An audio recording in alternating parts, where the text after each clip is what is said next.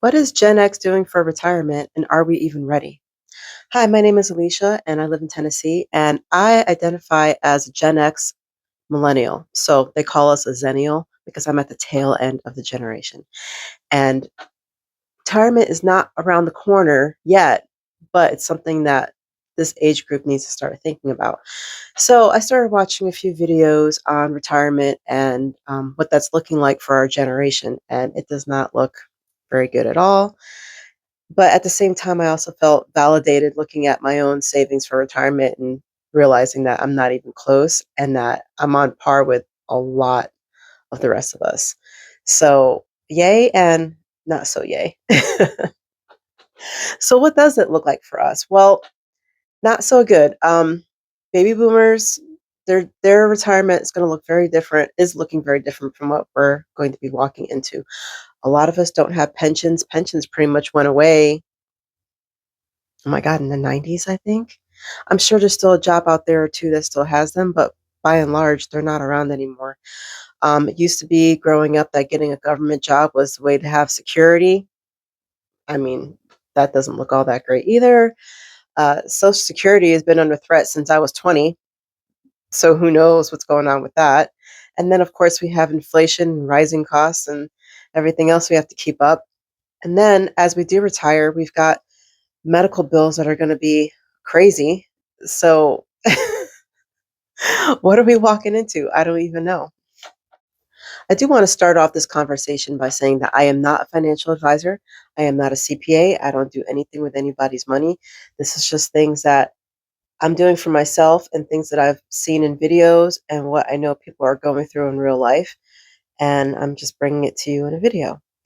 So, I've been saving since I was 20, which may sound like a whole heck of a lot, but when you factor in 2.5 jobs, because I could say 3, but one of them was just a one-day-a-week job, so whatever. 3 jobs. Being a single mom, life is lifing. Yeah, I started saving when I was in my 20s, but it wasn't much. But I do say, especially in one of my budgeting videos, that even if you don't have a lot, try to get the ball rolling so that at least you can start growing that compound interest, as I think they call it, um, just so that you've got something to show for as you get older. So if you're young and you're watching this video, definitely do that.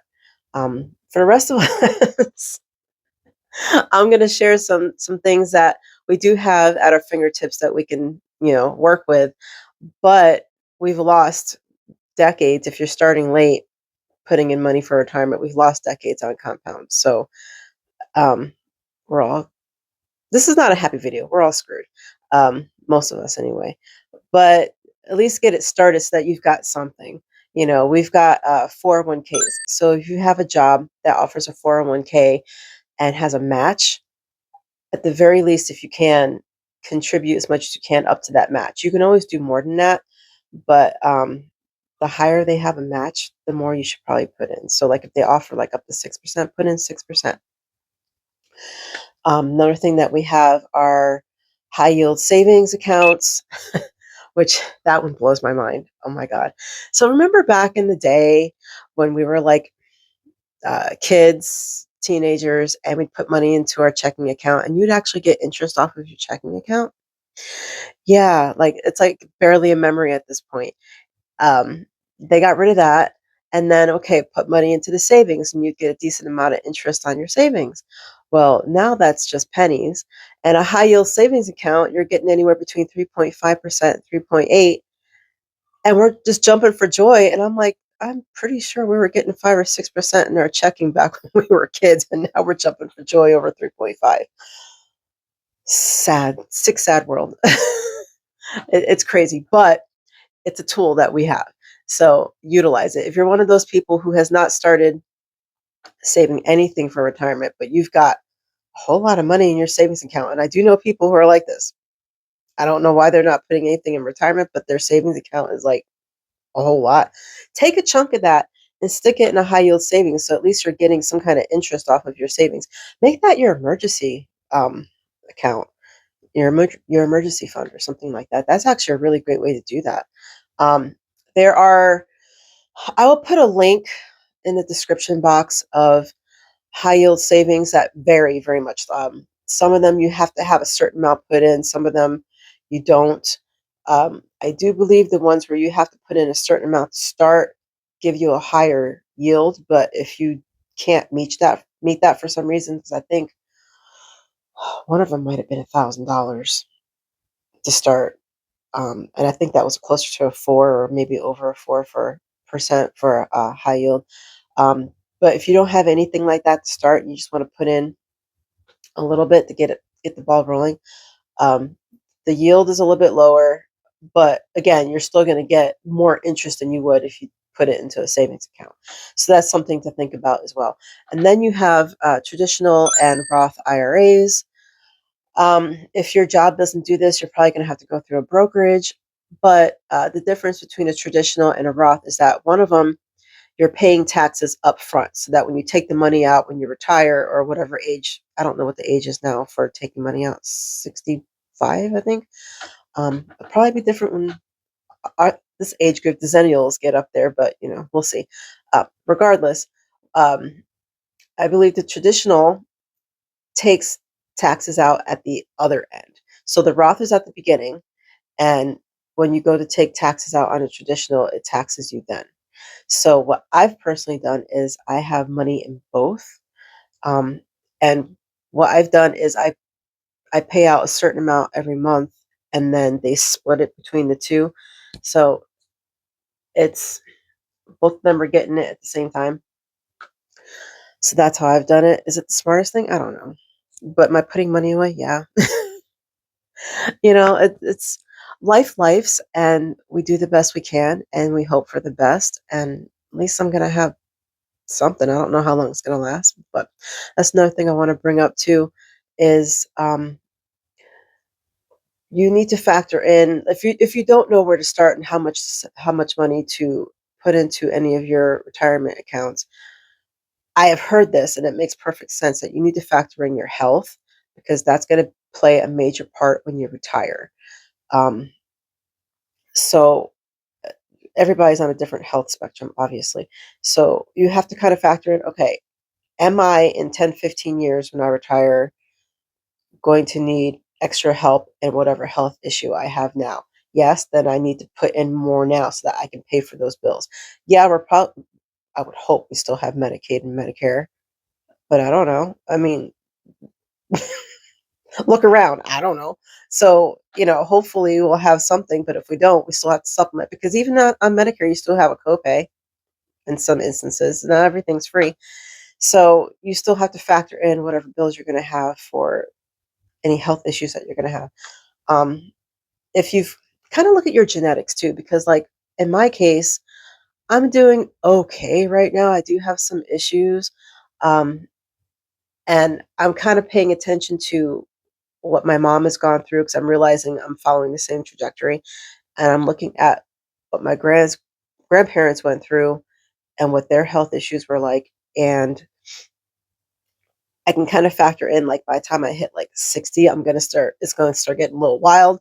So I may have to figure out, what could I do now to push that as far back as possible, but also save enough so that when it does hit, when those health things do hit, I can kind of cover that or mostly cover that. You know what I mean? If you haven't put any money into anything yet right now, I would highly suggest if you haven't done so already to really try to get out of debt because the more money that you're paying off in credit cards every month could become disposable income if you weren't paying those credit cards. So I know there's going to be instances where you feel like you have to use your credit card, but this is where the wants and needs come in. So if what you're paying on your credit cards are mostly wants, then you may want to start thinking about really trying to stop that and start paying off some of your debts so that you can take that money and start investing it in something for your future. Along with that, it's probably a good idea, and I'm doing this right now too, is to start making spending changes. And I'm not saying don't go out and get your daily latte or whatever. It's just kind of figure out where you can step back a little bit in your spending so that one, you could put more money into your retirement savings. And two, as we get older, it's not going to be so much of a shock when all of a sudden we can't afford to do the things that we used to do. So it's kind of like settling into a new lifestyle so that when we get there, it's like, okay, well, this is familiar ground. It's not that big of a deal. I can do this. We're going to be okay. So, like, an example would be massages. Okay. If you like to get your monthly massage and it's a 90-minute, think about scaling it down to a 60 because in some places, the price of massages have gone way up. And then you have to do like a 20%, 25% tip on top of that. Some places are suggesting as a start 30%. Um, so you tip however you want. But my point is that, maybe take your 90-minute to like a 60-minute. Or if you do like 2 massages a month, take it to one. Um, Another example would be like going to the hair salon. If you go every month, maybe go every other month, or start considering what you can do at home instead just to save money and then take some of that money that you saved and put it into like your high yield or into your savings or into like upping your monthly contribution for your retirement, things like that. Because the little daily things, I mean, you could do that, but a lot of that is, in my opinion, not the big chunks of money that we're spending like on hair or on massages or on clothes or shoes or anything like that, bags. Um, Consider scaling some of that back so that you could put money into your retirement for that. One thing that I have very strong opinions about that I saw in a video just the other day was talking about our generation expecting an inheritance from like our parents, grandparents, and whatever. And I have a couple of stories about that. So, first of all, I think that social media, I don't know what's going on with social media, but I personally never knew any baby boomers who are banking. That did not happen, especially in my own family. My Both my parents worked. My mom had 2 jobs, and I watched them bust their butts to save any money that they've got now. My dad's gone, but it's just my mom, and I wouldn't dream of waiting for the day for her to go just so I can have her money. I want her to use her money as much as she wants to and spend it on whatever she wants to because she worked her butt off for it. I'm not entitled to that. I'm not. And I think it's disgusting. I'm just going to say, I think it's disgusting to feel like you are entitled to somebody else's hard work when, one, maybe you didn't put in the hard work, right? So you just think, oh, well, I'm just going to sit back and wait for so and so to die so I can get that money. That's nasty. It's nasty. And that brings me to my second story, where I actually know this person very well. And when they were in their late 20s, early 30s, they moved back in with their parents for valid reasons. She brought in her 3 kids. But the thing is that she stayed living there for the next 25 years. And while, depending on the nuance, that might be okay. The thing I want to point out is that she didn't bother to save one nickel for anything. She spent every single dollar that came in. She has 3 10 by 15 storage units full of stuff that she's never going to look at, never touched, and said, well, I don't have to worry about it because I'm going to get the house when my dad dies. So let me tell you how that works. Okay. So the mom goes, I don't know, like 10 years ago, she passed. That the dad gets remarried. The stepmom or new mom or whatever, it's fine. It's whatever. Um, but my point is, the dad ended up getting cancer and pulmonary fibrosis. Okay, so now the new wife is playing caretaker. Okay, and they used to live on this hill, it's a very steep hill, and had big steps on it and stuff. And then actually the steps start to fall apart. They're concrete, as concrete does. And they couldn't keep doing this up and down thing, so they had to sell the house. Well, there went her house that she thought she was going to get because dad needs to move to a place that's, flat, an apartment. So they had to move to an apartment, downsize. Okay. This actually goes into my hoarding video too about downsizing and going through stuff. But they had to downsize. So then they had to use that money for medical bills. And then guess what? He passed. She ain't getting that money. It's not going to her. She has absolutely, by law, no right to that money because they did all the paperwork to make sure that wasn't happening, including the dad made sure that. So my point is that don't expect an inheritance. You need to work for work the best that you can for, what you've got. Don't expect an inheritance.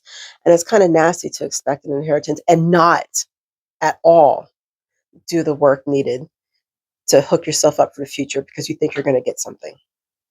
That's all I'm going to say about that. So I'm going to be honest and say that I don't know how much money we're supposed to be saving for retirement. I think it's like $1 million or something stupid like that. Yeah, I am nowhere near that. It's not happening. Like, no, like I don't have. Even though I'm in a decent place right now financially, we don't have the kind of funds to be able to put that kind of money into retirement to get $1 million in like 10 years, 15 years.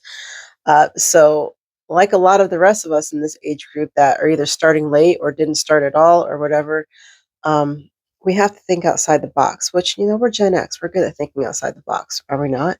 So we need to start thinking about what kind of skills do we possess that we can use to help people out, maybe to get some pocket change in the future. And I've mentioned this before as well. Um, if you've got computer skills, if you've got accounting skills, medical coding skills, crafting skills, anything like that, um, maybe even start practicing uh, making things or doing things for other people just to kind of see uh, what the flow is on that. Like, how many people actually want this thing that you're skilled in? Do you need to build skills for something new? Because I'm pretty darn sure that we're going to be pulling from whatever we have saved and working at the same time. I think that's just going to be our reality. So I think we need to start thinking about what kind of skills we can gain now while we're healthier, uh, just to help us out in the future. Like for me, I've got crafting skills, which people almost always want baby blankets, so that probably wouldn't be a hard thing for me to do. I could also write patterns, so that would be something to get pocket change with. Um, but yeah, that's just my example for myself. But maybe you've got some skills that will help you out in some way to make some pocket change. But that's something that we need to start thinking about because I think it's going to be uh, very few of us in the xennial range that are going to be set by the time we hit like 65. You know what I mean? So yeah, this is a depressing subject, and it's not a whole lot of hope there. But at the same time, we're very resilient. A lot of us have been raising ourselves since we were 10 years old. If anything, we're resilient and we can figure things out. So I know that as we get older and things change, and whatever goes on politically that affects our money, we're going to figure it out. I know we'll figure it out because that's what we do. So don't have too much discouragement. Just try your best, and you know, let's try to make some friends out there so that as we get older, it's not going to be as hard, and we can help each other out. Okay, so that's it for today. I hope you enjoyed this video. Please give it a like and think about subscribing, and I will see you next time. Bye.